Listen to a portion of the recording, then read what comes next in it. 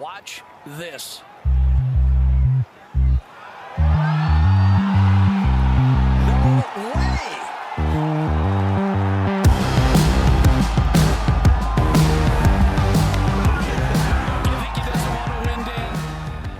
Hello and welcome back to the Cookie Jar Golf Podcast. I am Tom Mills and today I'm joined by Cal Wing.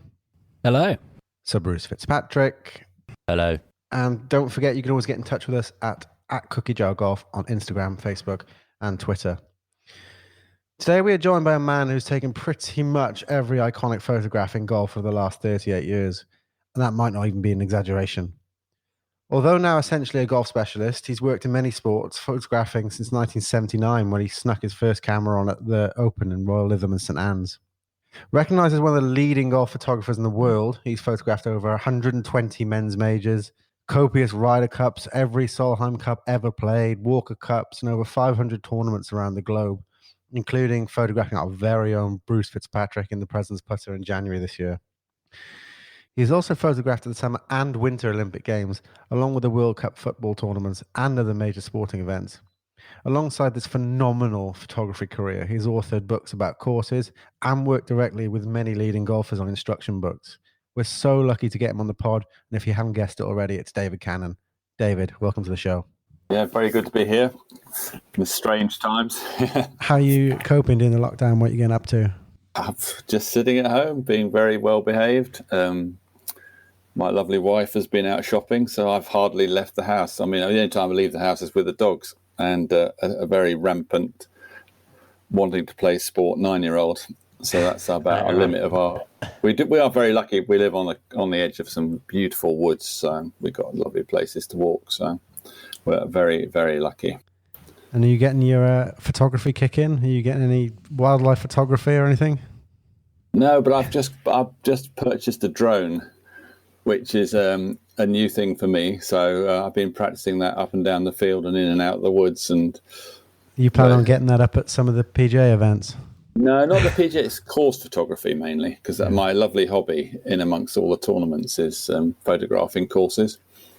So they're an amazing tool for not having to, get helicopters, basically. Absolutely. Well, you've got a few course books, haven't you? Yeah, I've done 2 big landscape course books, and I'm itching to do another one, but the publishers at the moment are a bit reticent to spend any money. Yeah, it's tough. So I'm taking you to use that drone at Royal St George's a couple of weeks ago. I did indeed, yeah. I saw that, yeah, and Rye. Yeah, and Rye as well, yeah. That's my new toy. Well, it's going to be more than a toy, I can assure you. It's a pretty extraordinary for a small thing. It's very, very small, but its quality is incredible. Brilliant. Are you using the drones where you can attach your own cameras, or are you using the No, just basic the Mavic 2s, yeah. So, I'm not fully trained yet. I've got to do this course. Well, it's supposed to be in June. I'm doing the course, so hopefully we can do an so that I can one. legally use it commercially. So, oh, great. Well, I guess if we head back to the beginning of your sort of incredible story in golf and in sports photography, what is it that kind of brought you to the game? How did you first get involved with golf? Am I right in thinking you had quite a strong amateur career in your own right? You were maybe fringes of the England team. Yeah, I was. Yeah, I got to a scratch handicap in the sort of early 70s, 73 when I left school, and I'd played golf. Well, hit balls since I was about 2 years old. I remember thundering balls around my dad's garden in Ascot, and smashing windows at about 3 years old with his brand new Dunlop 65s that I'd unwrapped. So not a very popular boy that day, but so I'd hit balls, but then I played a lot of cricket at school, so I wasn't really into golf until, I suppose, 15. Okay. And then I stopped cricket and started playing lots of golf, and I've had a brilliant life in golf, basically. Oh, absolutely, yeah. Yeah.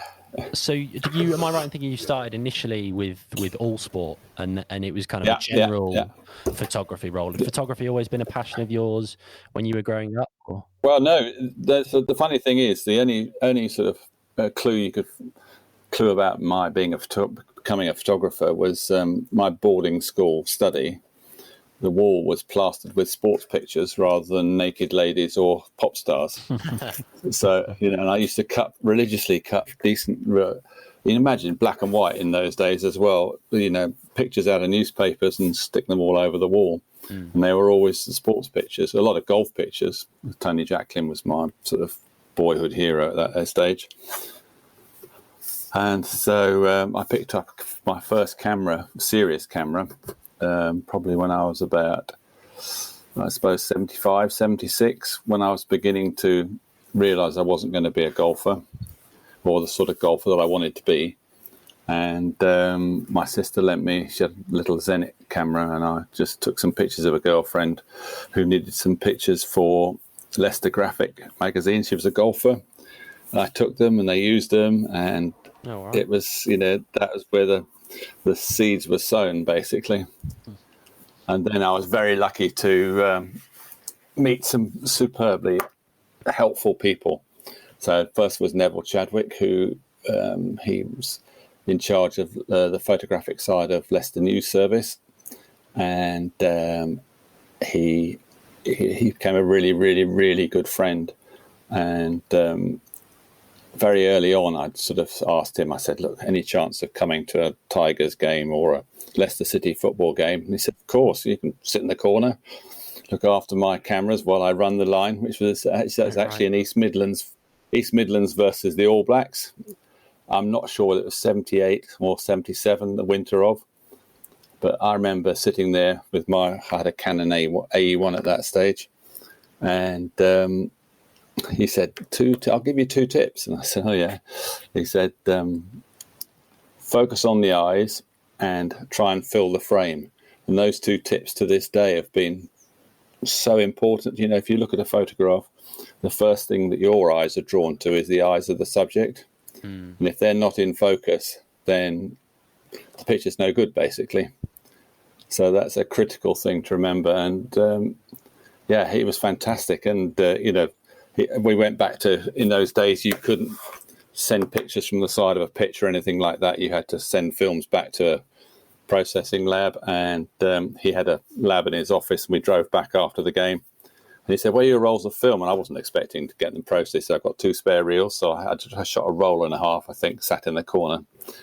And I did remember a particular moment, when the scrum half hooks the ball out of the back of a scrum, and this massive All Black was just about flattened Les Cusworth.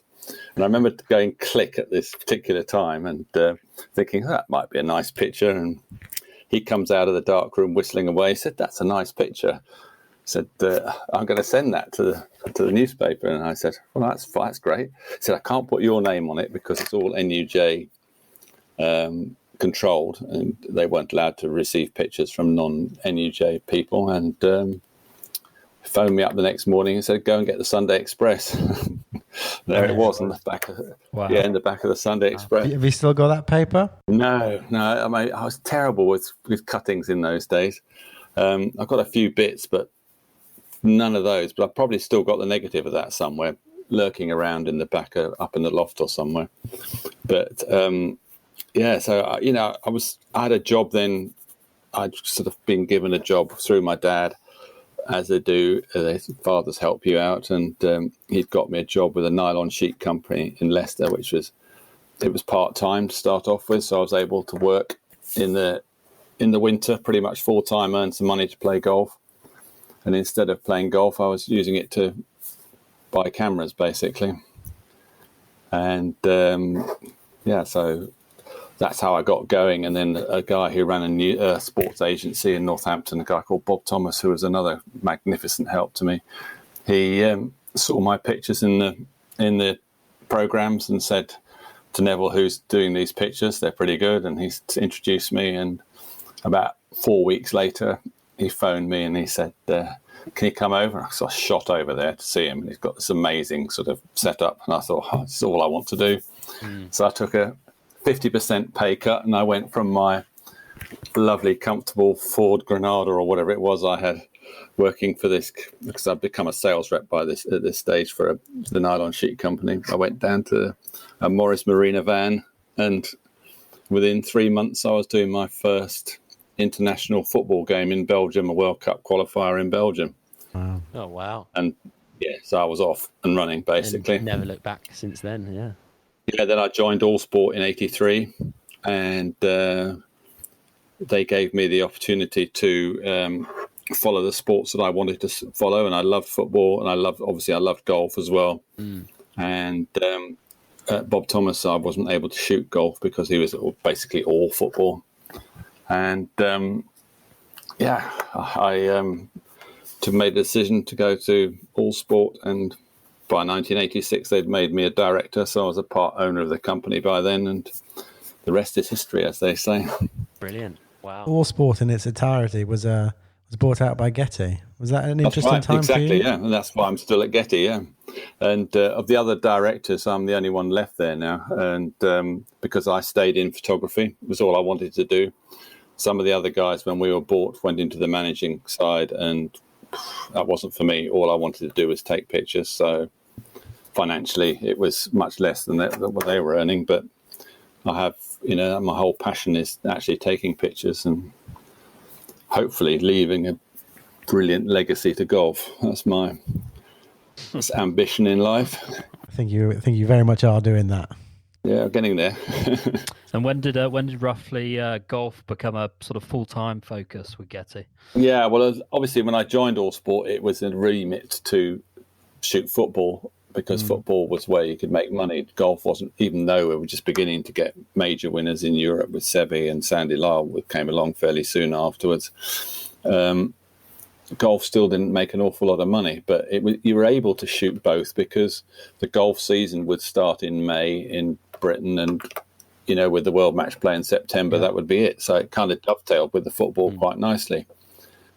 But now, of course, it's very, very different now. Golf goes 50 weeks of the year, basically, if you want to. I bet the explosion of the internet and how things have changed its then. I can give you some good examples. You remember my famous picture of Seve in '84 at St Andrews. So bear in mind, I'd taken that picture on the Sunday evening, and originally I wasn't planning to drive back to London to get it processed, because we shot slide film in those days, and there weren't very many labs where you could get slide film processed, but we had one of our own in the office, so I always wanted to get it processed there. So I decided about 9 o'clock in the evening, because I knew, even though I wasn't sure, because with slide film you had to get the exposure spot on and you had to get the focus, because of manual focus in those days. But I knew if I'd done it right, I had got a beautiful picture. So I actually jumped in my car and I drove overnight to London and was sitting on the doorstep of the office waiting for the darkroom manager to come in first thing in the morning. But I still didn't see the films till 10 or 11 o'clock. Wow. And then you had to make copies. So I was probably sending out pictures to the odd magazine that night by post, so they might get them 2-3 days later. I think you compare it to nowadays, when you get a big picture on the 18th green, it can be a matter of 90 seconds and it's on the web and it's crazy, captioned. Everything's just so different. And the amount of, that sequence of Seve was, roll of film was 36 pictures. We had cameras that were shot at 5 frames a second. So possibly 7 seconds worth of film was all you had at the time if you kept your finger around. Really? Wow. So you didn't have much ammunition. Luckily, I'd put a fresh roll in, and that pretty much ate up that whole film on that sequence of him, because if you see it on film, he stood there for quite a long time. I didn't get any pictures of him hugging his caddy because I'd run out on the actual sequence. But it's so different now. You can put 3,000 or 4,000 pictures on a disc now.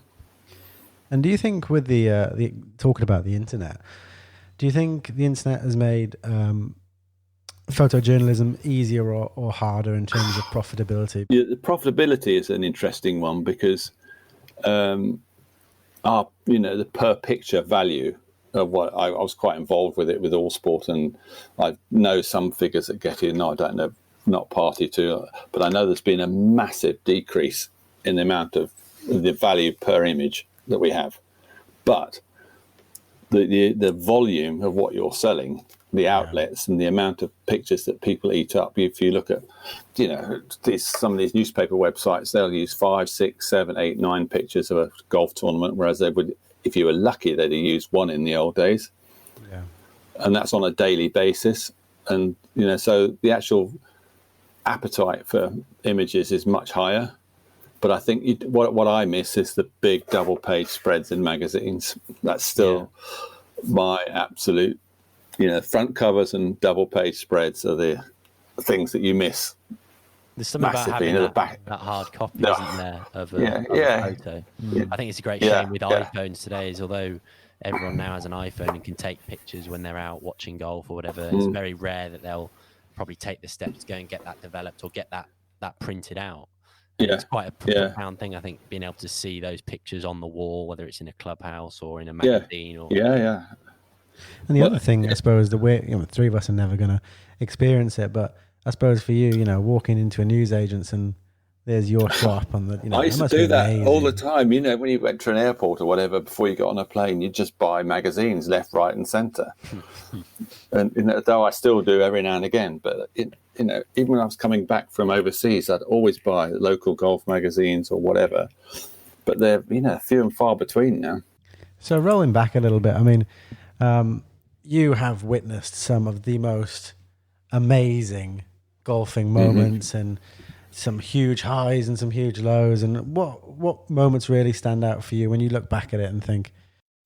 I mean, you start with Seve, obviously. I still have not had a moment like that in my career. Really? I never will have, because the story with Seve is very special to me, because by sheer chance, when I was a member of the Leicestershire Golf Club and county player and their lowest handicap member, I got to play in a Pro-Am that was held at the Leicestershire Golf Club in 1976.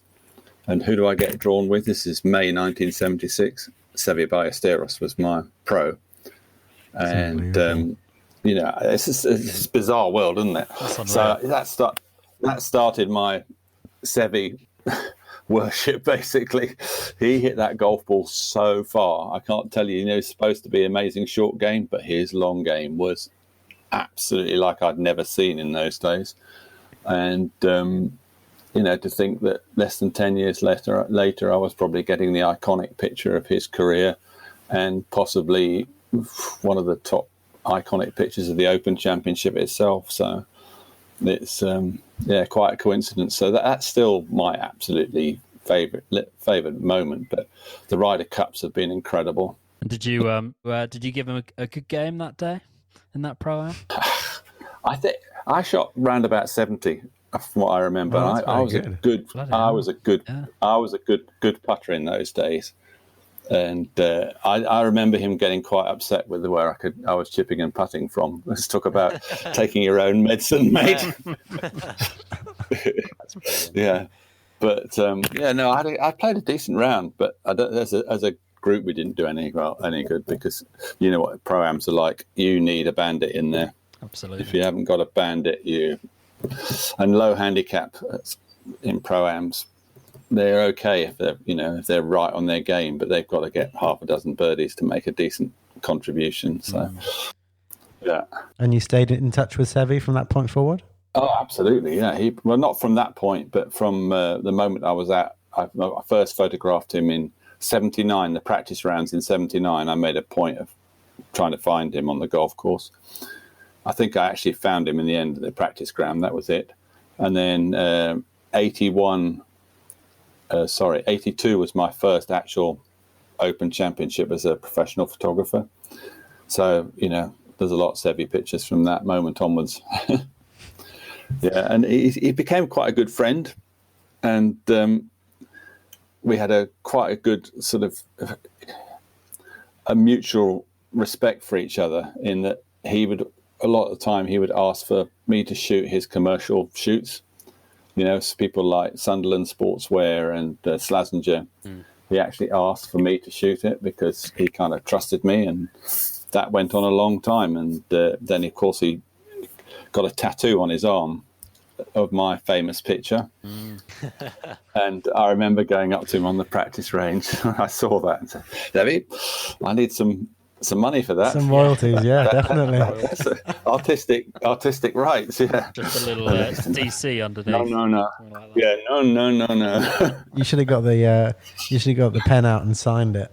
I know, I would have done if I had half the chance. Yeah, I'm not very good at getting autographs off players. Actually, I kind of feel a bit uneasy about going up to them, and I really regret not having him sign a couple of things or 3 or 4 things for me. But yeah, do you find when you're out traveling and attending these events, do you ever find there's maybe a tension between your role as a photographer and capturing these wonderful moments live for people to see, and also your interest in watching, live sports? So with Seve, for instance, being such a close friend, the 86 Masters, when you kind of see him maybe struggle or falter a bit. I hated that. Yeah. I must be the only person in the world who hates the fact that Jack Nicklaus won that Masters. Even though I got a lovely picture of him on the 17th green, and that was one of the hardest decisions I ever had to make, because Seve was going down 15 at the time. And whereas Jack was coming up 17, and I must have changed direction 10 times when I was deciding where to go there. Luckily, I made, we can't work inside the ropes, so it's a bit of a lottery there anyway. But being tall, I have a decent advantage there. So, I managed to find an angle for that putt, and he made a great picture. So, that was, I guess, a good decision.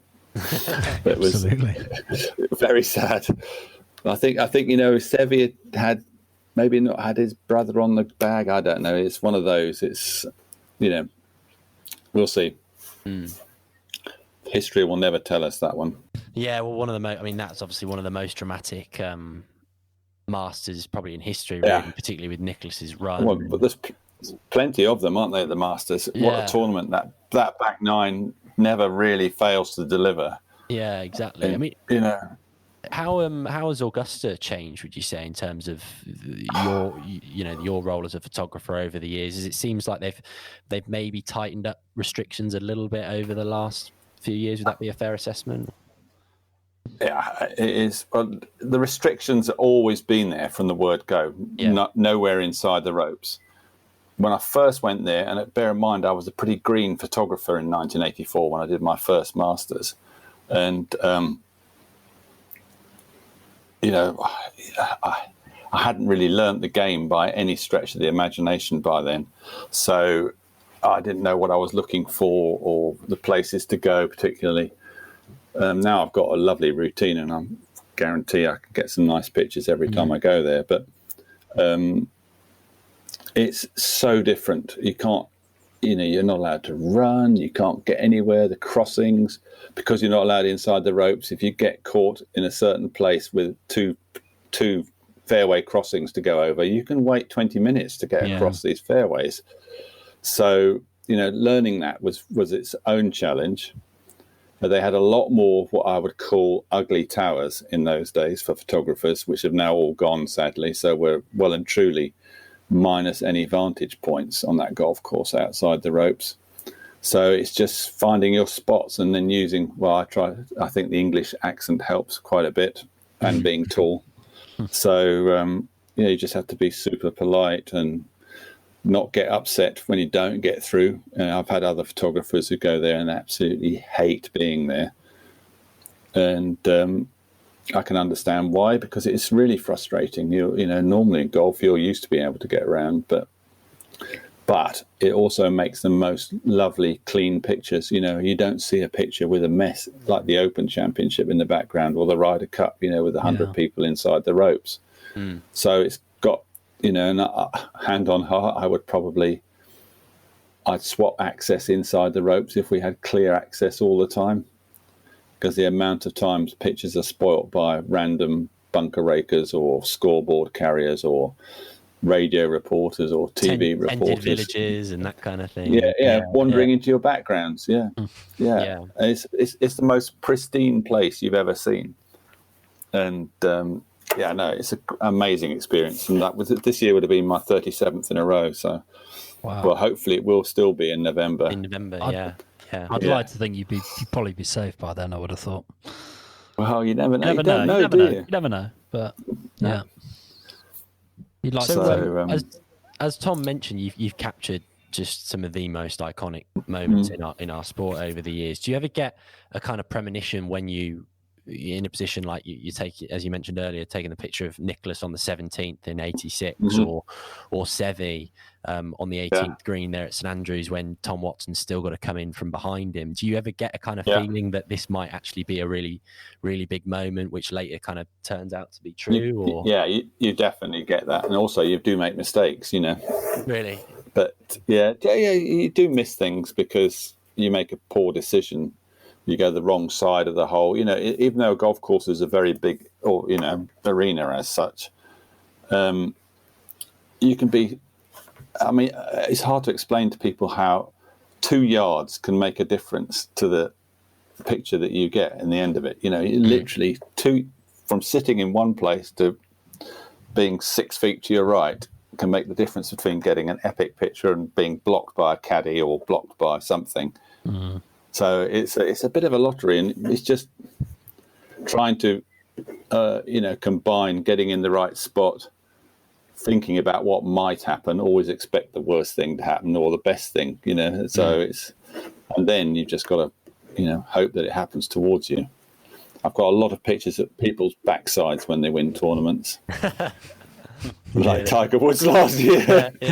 Which turned out to be, the most I love that iconic picture. It's brilliant. I isn't actually it? love that picture. Craig Stadler in the background. Stadler, exactly. The only one who's not smiling. I think he makes the picture in every sense. So yeah. Do you ever find it difficult if you're in a position and you have got set up and you think this is it, and then something maybe obstructs your shot or something, and you think, I need to get over there, but if I go over there, I'm going to upset the player. I'm 50% chance I'm going to miss the shot. How do you cope with those situations? Do you just stick with your guns?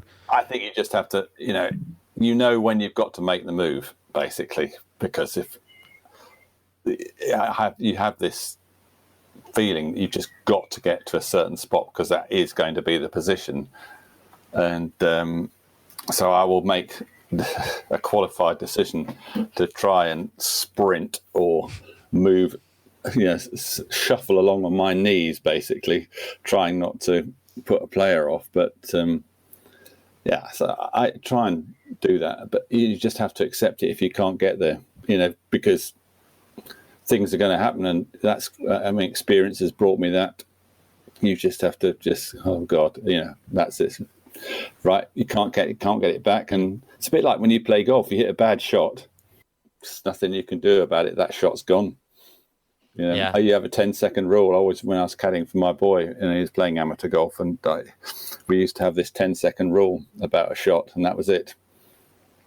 We just did not talk about a bad bounce or whatever. Is your eldest son? He's Challenge Tour. Is that right? Yeah, Challenge Tour. Yeah. Well, he's how's he getting on? Well, South African Tour, actually. He plays on the Sunshine Tour. He's done 3 years down in South Africa. Brilliant. He's had 2 second places and a third. No wins. That's the big issue. But still pretty good, though. He's a good player. Yeah, much better than I ever was.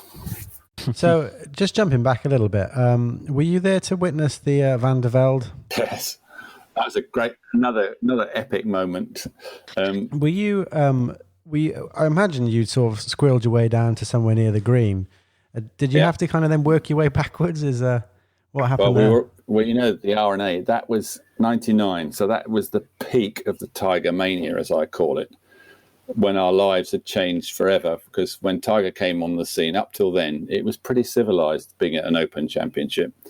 And, you could, within reason, you could go where you wanted. But Tiger brought his own form of chaos with him, so we were very restricted that year, and there was a certain I wouldn't say it's hard to describe him, but a very strict schoolmaster who looked after the media, basically, and he worked for the R&A, and he was championship secretary for the R&A, and I remember to this day, him screaming at the top of his voice, saying, "Stop those bloody photographers!" Because we we broke ranks completely from behind this rope that they had, where we had it penned in at the back of the 18th green. We just ran for the bank of the Barry Burn, and there's no way that, and Michael Benalek afterwards said to me, he said, "You know what? That is history."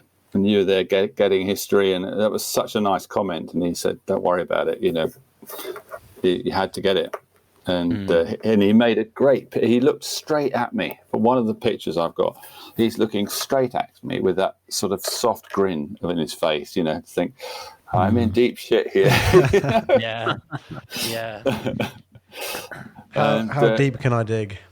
Oh, that was just so awful to witness, wasn't it? I mean, without a doubt, that and the other Open Championship that will stick with me and forever I'll feel robbed, basically, was when Tom Watson didn't win at Turnberry in 2009. Yeah, that was criminal, wasn't it? I've never come away from a golfing event feeling so low as I did from that one. And really? In every sense. Yeah, because that story would have been so unique. And the other side of it is Westwood, who's a really good friend. He threw it away as well. And, two of them who would have been, Watson, I wanted to win, obviously. But, that was a bad one. Yeah, is there a moment there where you're kind of thinking, you talk a lot about, focusing on the eyes and getting a picture of the eyes, especially in those situations, the eyes must obviously tell such a story in terms of heartache and that kind of thing. But capturing it on film for the world to see, are you sometimes thinking, oh, this could be quite brutal actually for this person when they wake up, the day after losing the Open and seeing a picture of themselves, kind of in that frame of mind, as it were. Yeah, well, I mean, it was hard. There wasn't really a definitive picture of Watson, because he's that sort of person, isn't he? He wouldn't show his emotions.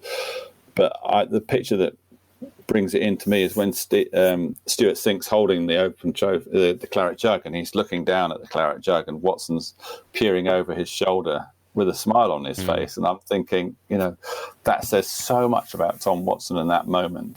That he's able to do that. So, so that's probably the moment for that tournament for me. Yeah, definitely. Sticking on the Open, have you got a favourite Open Championship venue? Yeah, so it's a tricky one. Up till last year, Turnberry was without a shadow of doubt my favourite. I think the changes that Trump organisation have made to Turnberry are so sensational. And the course is now, steroids better than it was before. Yeah, in every sense, and it's screaming to have the Open Championship there. But for obvious reasons, we won't be seeing it there for a while yet. But I thought Portrush last year was very, very, very close to it, because just the atmosphere, the way that Ireland took to have Northern Ireland and Ireland as a whole took to having the Open Championship back on its shores. And, Lowry winning was just epic, basically. And the way the crowd broke through on 18 again, finally, they beat the health and safety rules. And they broke through again. Because to me, that's so much part of the Open. Yeah. Oh, exactly. Yeah. And it reminded me so much of Seve breaking through the crowds in 79, Watson in 84 at Birkdale. Faldo and Tiger as well. Faldo at St Andrews, exactly. Yeah, and it hasn't happened for a long time now. So, only the Irish were going to do that. I was pretty convinced that was going to happen if they had the right winner, and it sure did. Yeah. Are there many courses out there that you find quite challenging to capture? Maybe due, I don't know whether it's a case of undulation. Do you think that's something that, on the other side of the spectrum, why Augusta is such a brilliant place to go and take photos is because it's got so much undulation and vivid kind of scenery? I think, funnily enough, Wentworth's a hard course. The West Course at Wentworth, the Burma Road or whatever they call it nowadays. I think that is purely because the trees are so tall and the light is so tricky, and it's kind of the wrong way round. Golf courses to us, the light is the key thing for when I'm working, and it's backlit all the way from the 12th hole to the clubhouse in an afternoon at Wentworth. So you're always fighting against this difficult light. Yeah. Whereas, I go to somewhere like the Emirates Golf Club, which I've been to every one of those Desert Classics. And there's not an easier golf course in the world to work on. It's a square kilometre. The 2 nines link up beautifully. And there's what I call 2 studios on both nines, morning and afternoon. Yeah. So it's just like, fill your boots. So, it's amazing golf course for me. But you've got some pretty cool shots there as well, haven't you? From the evolution, just charting the evolution of the bike. Amazing. The mid-'80s to where it is now. It's the aerial photographs I've got is just an amazing thing to have. Yeah. So, and it's been, UAE as a whole to me has been an amazing marketplace for me. So, and it's amazing golf. The quality of it, out there is just so stunning. Yeah. God knows what this COVID's going to do to that area. I don't know. Yeah. What does the schedule look like now? I mean, are you quite sort of selective in terms of the events that you go and photograph? I've slowed down a bit. I'm mid-60s now, so the old body, as I say, doesn't manage more than about 2 weeks in a row out on tournaments. But then I love photographing the courses as well, so there's plenty of that to do. So I usually finish up to 23, 24 tournaments a year of various descriptions. The 4 majors, 1 or 2 World Golf Championships, a couple of women's majors, Ryder Cups, Walker Cups, Curtis Cups. Yeah. I always try and do those 3, the Walker Cups, Curtis Cups, just because I love amateur golf. And the Walker Cup to me, of all the things I wanted to play in my life, the Walker Cup would have been the one for me. Is that the one ambition that got away? Well, that was my first ambition. Mm-hmm. I think, as an amateur in those days, I played a lot of golf with Peter McAvoy, who was just an amazing golfer. And, how he didn't turn pro, I don't know. But, he just felt in himself that he wouldn't, like the life playing professional golf. But he was such a good player. And I played quite a bit with Sandy Lyle when he was an amateur. I played in the same tournaments as Velde when he was an amateur. And in fact, it was playing in the British Youth panel in, I think it was 75, that I finally made my decision. I said, you've had 2.5 years of bashing it out on these amateur events. I had a top 20 in the Brabazon, a couple of other decent results, and 8th in the British Youth, and I was just at a point where I was beginning to think I'm not quite going to make it. And then when you see Faldo play the 18th hole at panel like he did 4 days in a row, and I'm wobbly knees on the tee with a 5-iron, and he's up there with a driver, and knocking it onto the green 2 days out of 4, I'm thinking, okay, this is not the game for me. So I played a bit of county golf after that still, but that was the real moment, I think, that things went south for me on the golf side. And there wasn't coaching like there is nowadays. Yeah, I suffered from a bad case of quick hooks for about 18 months, and I mean wicked quick hooks. And you probably could have got that coached out of you now pretty easily, but in those days it was a lot tougher, I think. Do you still get a chance to play now? I play a little bit. I want to play a little bit more. So hopefully I'm going to get a chance to play a bit more later this year, hopefully. Yeah, so, well, I guess when you see these incredible courses and you travel to all these amazing destinations, do you ever sort of take the clubs along? I always take around. I always take clubs with me, so they're always brilliant. There. Yeah. Even if I just play 9 holes. I mean, in the old days, I used to always play in the Monday afternoon because we used to, as in the majors, we used to get a game usually on the Monday after a tournament in America, whether it's PGA, US Open, or Augusta, you go in the draw. And I used to always long to play those courses, and I played quite a few of them. And then nowadays I get so stiff after 4 days going up and down those hills at Augusta. If I tried to play on the Monday afterwards, it wouldn't be a very good sight. So, yeah. But you mentioned earlier on that you mentioned the Ryder Cup in your. You must have been there at all the memorable occasions the Ryder Cups have done, and obviously Medinah stands out in modern years.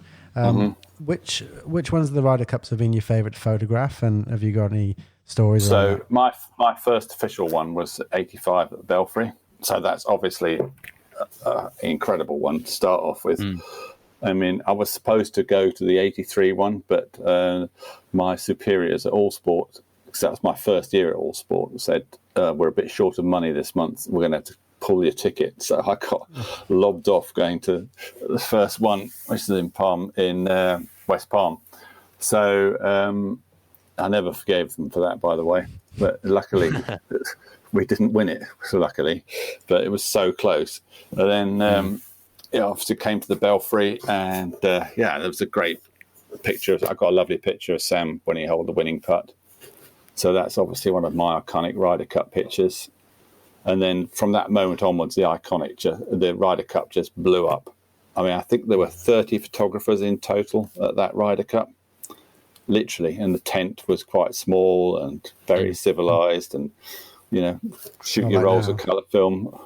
Might have shot 30 rolls in total the whole week. Now they're just... Well, up till 2 years ago, I was the official photographer for the European team. So they were full-on heavy weeks. But I kind of retired out of that role. So I kind of do my own thing now at Ryder Cups, which is photographically, it's brilliant for me. I miss being allowed in the team room and being part of the teams. But I've seen some amazing moments, off the course, let alone on the course in a Ryder Cup. Yeah, so it's been, it's the most fantastic event, isn't it? I mean, in golfing terms, I think the majors are the pure pinnacles. The Masters, the Open. I think the Open's still the one, is number one for me. And then the Masters photographically, because it's such a beautiful place to take pictures.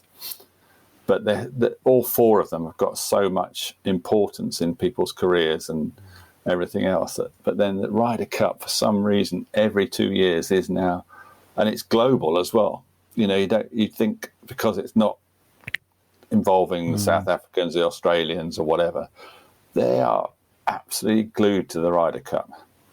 Yeah. And it just seems to produce so much raw emotion. The pressure. The pressure of playing in that is just, I just cannot imagine some of the shots that those guys hit under pressure is just amazing. Are there any dressing room stories that are acceptable for a podcast? Yeah, I mean, Poulter, the Saturday night at Medinah was pretty incredible in that locker room, because that locker room they had tin lockers. I don't know whether you've been to American country clubs, but some of them still have the old-fashioned tin lockers, and the noise in there, the door slamming and the fist pumping, and after he'd done that, that was electric in there. That was an amazing, and then obviously on the Sunday night after they'd won in there was absolutely epic as well. And Ollie was just absolutely totally in tears. He could not speak for about. Well, it's 10 special minutes. For several reasons, isn't it? I mean, the comeback alone, but also with it Seve coming, with the Seve sort of legacy and wearing all blue. Yeah. I'm guessing you were still part of the team photographer at that moment in time. Did you get a sort of sense the night before that you were kind of on the eve of something special? Well, I think, Poulter lit the touch paper, basically. That last 9 holes on the Saturday evening, it was astonishing. And you talk forget about having eyes to photograph. He's probably got some of the most distinct eyes. Yeah. They're almost coming out of his head, aren't they? I was in the wrong spot for that. Most of those moments on that back 9. That's the thing, when you work in a group of photographers, as we do, there were probably 6 of us, of which 4 of us were on that match or whatever. You can't be in the same place as another guy, so you have to kind of divide it up, and that all depends where you're walking and how you're setting yourselves up. So you just have to work as a team.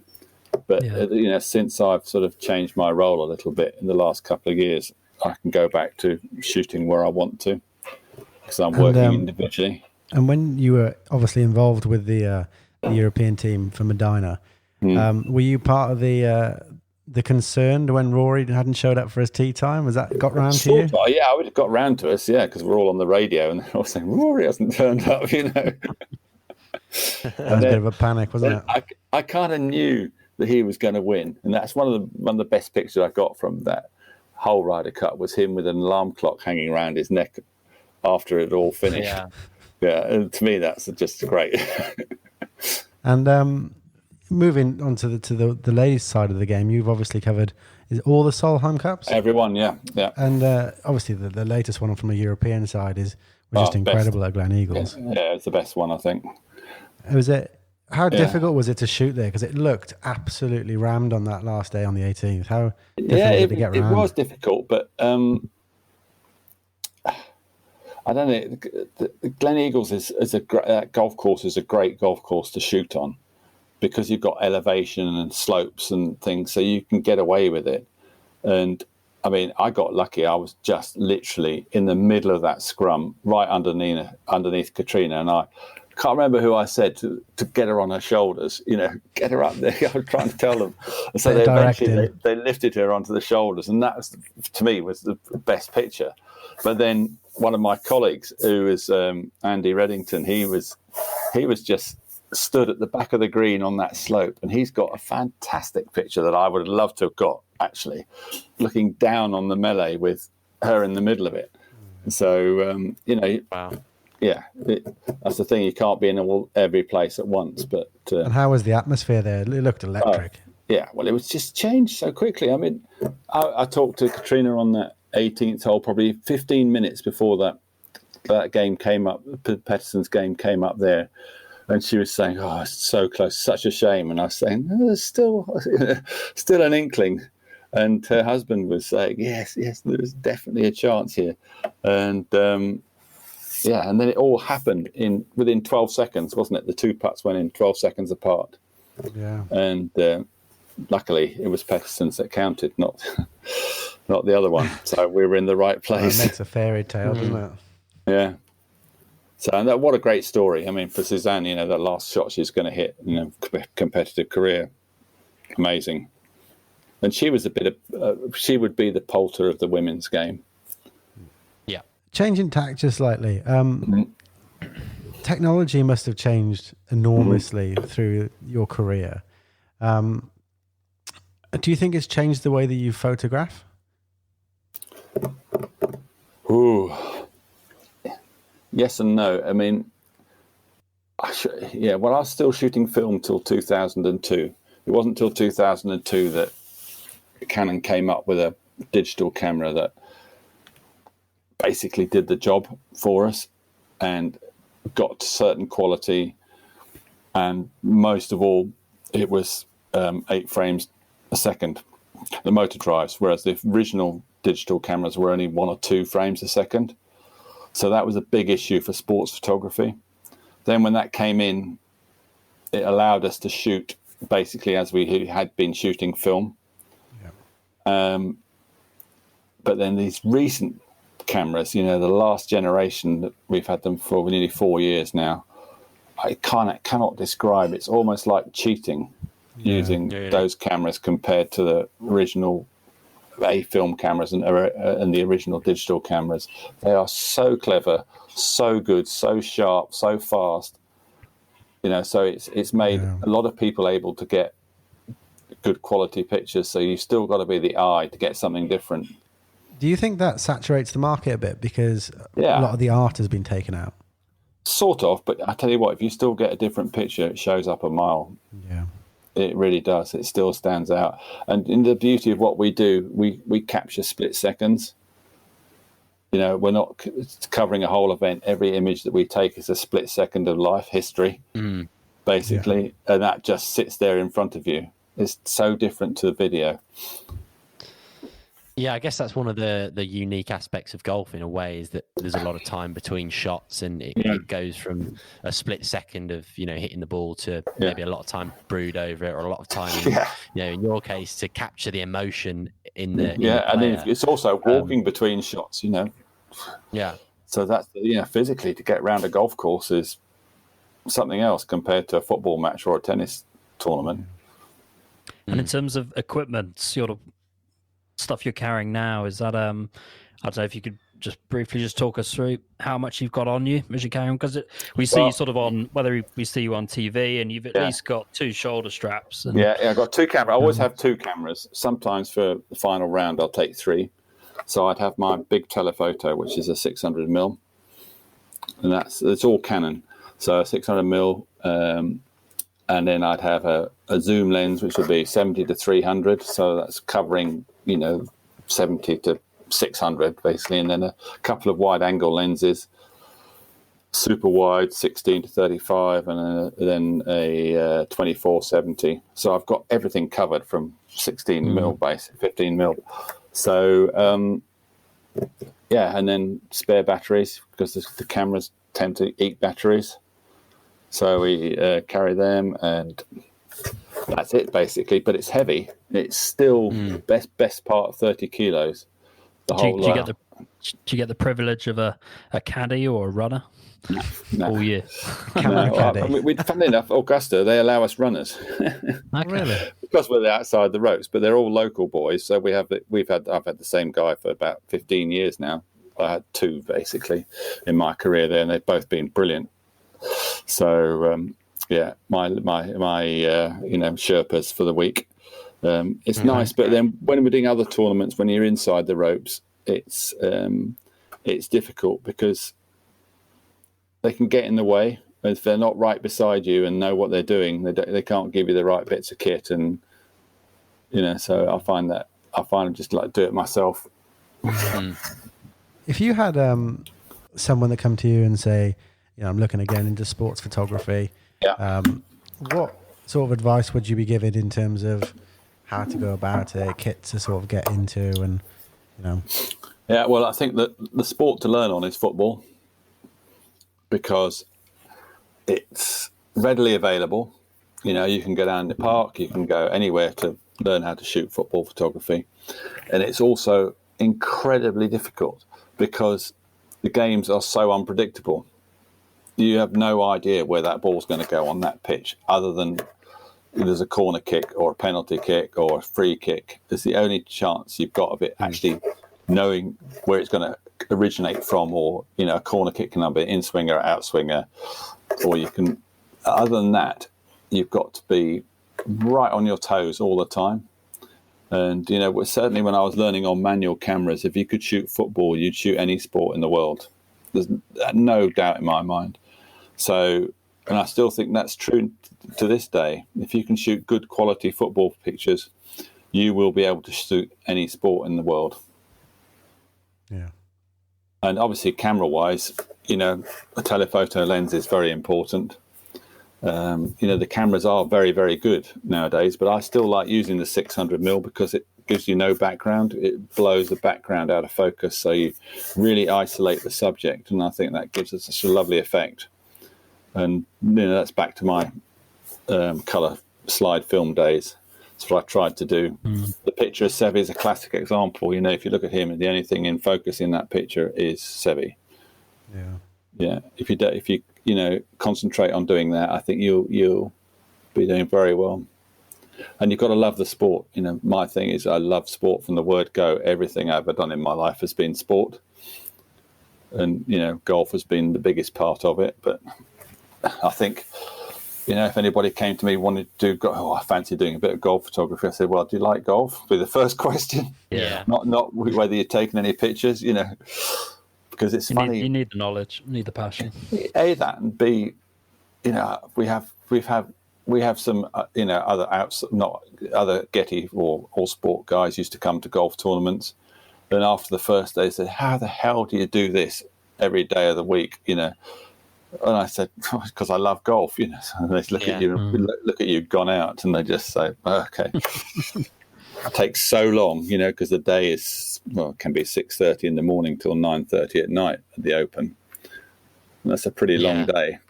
Yeah, that is a long day. And are you there earlier in the week as well with the practice days, or is it to kind of get a spice of the place? I tend to take it easy nowadays.